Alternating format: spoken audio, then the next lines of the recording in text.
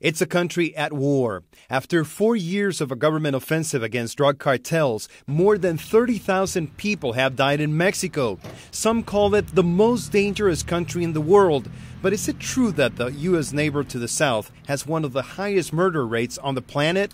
Not even close. Not even close. Kevin Casazamora from the Brookings Institution says Mexico's murder rate is not even among the top 10 in Latin America. Pales into insignificance when you compare it to the murder rate in places like Guatemala, like Honduras, like El Salvador, even Colombia, that has seen its murder rate gone down quite significantly.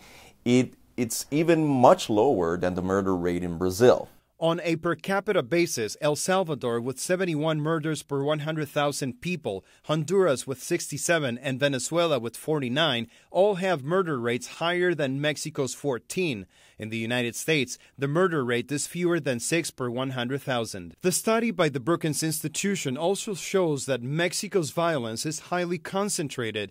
60% of all homicides have happened in 4 states, including Coahuila and Chihuahua, which share a border with Texas.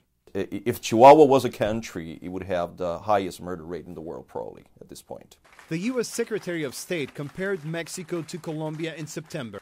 These drug cartels are now showing more and more indices of insurgency. You know, all of a sudden car bombs show up, which weren't there before.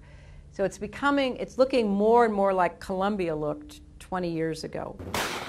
But Mexico is not fighting a guerrilla movement, nor have cartels shown any intentions of toppling the government. They want to control certain decisions made by the Mexican government in ways that favor their illicit activities. But that's a different matter. And what about President Calderon's argument that homicides have increased because the cartels are lashing out, made desperate by the barrage of government attacks? The situation in Mexico, in a slightly strange way, resembles a lot what's happening in Afghanistan. You know, it is to some extent a war that has to be fought, but nobody really knows in a clear way why, how, and until when.